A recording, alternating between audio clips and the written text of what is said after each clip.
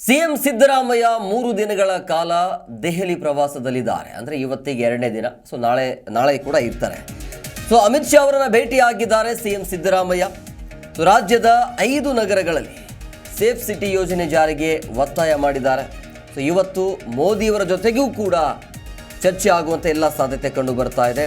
ರಾಜ್ಯ ಯೋಜನೆಯ ಬಗ್ಗೆ ಚರ್ಚೆ ಮಾಡಬಹುದು. ಸೊ ಸಿಎಂಗೆ ಸಾಥ್ ಕೊಡ್ತಾ ಇದ್ದಾರೆ DCM DK ಶಿವಕುಮಾರ್. ಸೊ ಕೇಂದ್ರ ಗೃಹ ಸಚಿವ ಅಮಿತ್ ಶಾ ಅವರನ್ನು ಭೇಟಿಯಾಗಿ ರಾಜ್ಯದ ಪೊಲೀಸ್ ಪಡೆಯ ಬಲವರ್ಧನೆಗೆ ಸಂಬಂಧಿಸಿದ ವಿವಿಧ ಪ್ರಸ್ತಾವನೆಗಳ ಮಂಜೂರಾತಿ ಕುರಿತಂತೆ ಗಮನ ಸೆಳೆದರು. ಕರ್ನಾಟಕ ರಾಜ್ಯ ಸರ್ವ ಜನಾಂಗದ ಶಾಂತಿಯ ತೋಟವಾಗಿದ್ದು ಕಾನೂನು ಹಾಗೂ ಸುವ್ಯವಸ್ಥೆ ಕಾಪಾಡಲು ಮತ್ತು ಸಾರ್ವಜನಿಕ ಸುರಕ್ಷತೆ ಹೆಚ್ಚಿನ ಆದ್ಯತೆ ನೀಡಲಾಗ್ತಾ ಇದೆ. ಅಂದರೆ ಸುರಕ್ಷತೆಗೆ ಹೆಚ್ಚಿನ ಆದ್ಯತೆ ಕೊಡಲಾಗ್ತಾ ಇದೆ. ಈ ನಿಟ್ಟಿನಲ್ಲಿ ಕೇಂದ್ರದಲ್ಲಿ ಅಗತ್ಯವಿರುವಂಥ ನೆರವಿನ ಕುರಿತು ಹಲವು ಪ್ರಸ್ತಾವನೆಗಳಿಗೆ ಅನುಮೋದನೆ ನೀಡುವಂತೆ ಮನವಿ ಮಾಡಿದರು.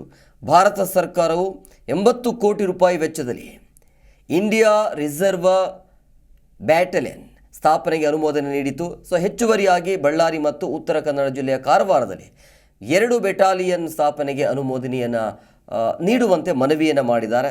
ಸೊ ಅಮಿತ್ ಶಾ ಅವರ ಜೊತೆಗೆ ಭೇಟಿಯಾದ ನಂತರ ಈ ರೀತಿಯ ಮಾತುಕತೆ ಆಗಿದೆ. ಜೊತೆಗೆ ಇವತ್ತು ನರೇಂದ್ರ ಮೋದಿ ಅವರನ್ನು ಕೂಡ ಭೇಟಿ ಆಗ್ತಾರೆ. ಸೊ 3 ದಿನಗಳ ಕಾಲ, ಇವತ್ತಿಗೆ 2 ಮತ್ತು ನಾಳೆ ಕೂಡ ಇರ್ತಾರೆ.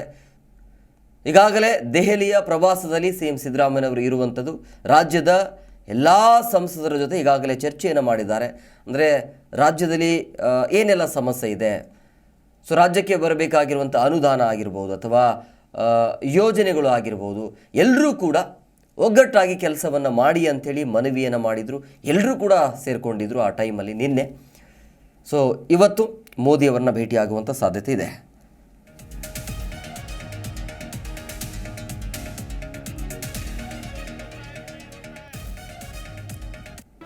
ಜಿ ಕನ್ನಡ ನ್ಯೂಸ್ ಈಗ ನಿಮ್ಮ ಮನೆಯಲ್ಲೇ ನೋಡಿ.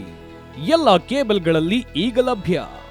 ಸನ್ Direct 292, Jio TV 1334, U digital 162, City Cable 51, GTPL 17, Abhishek cables 821, rock line telecommunication 51, Shri Basaveshwara number 60, Vinayaka digital number 53, in digital number 896ರಲ್ಲಿ.